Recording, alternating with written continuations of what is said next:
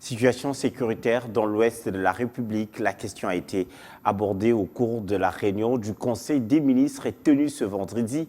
Le vice-premier ministre en charge de l'Intérieur et Sécurité a signalé la présence des éléments non encore identifiés dans la province du Congo central, plus précisément dans le territoire de Lukula.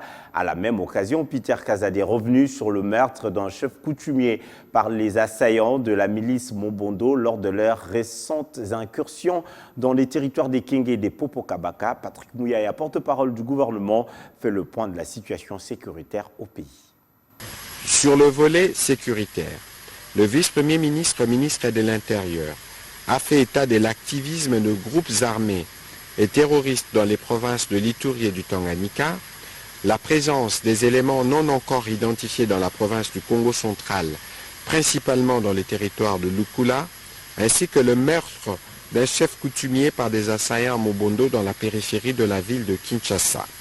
Dans un autre volet, il a informé le Conseil de sa participation à la 8e session de la Commission technique mixte en matière de frontières et à la 9e session de la Commission spéciale des défenses et des sécurités tenue à Brazzaville. Le vice-premier ministre, ministre de l'Intérieur, Sécurité et Affaires coutumières, a aussi informé le membre du Conseil de la descente qu'il a effectuée à Kwamout pour prendre la température de la situation sur place et constater les progrès qui ont été réalisés grâce à l'intervention de nos services de sécurité. Complétant le vice-premier ministre, ministre de l'Intérieur, le vice-premier ministre, ministre de la Défense et ancien combattant a fait état de la poursuite des opérations militaires ordonnées par le président de la République dans le cadre de l'état de siège et dans d'autres parties du territoire national. Nos forces de défense et de sécurité restent en alerte permanente contre la coalition M23 RDF qui se renforce avec des éléments en provenance du Rwanda. À l'ouest, la situation reste marquée par les incursions répétitives des assaillants Mobondo dans les territoires de Kenge et de Popokabaka, principalement à Inyangi et à Imbondi, où ils ont torturé et terrorisé les paisibles citoyens ainsi qu'arraché plusieurs biens.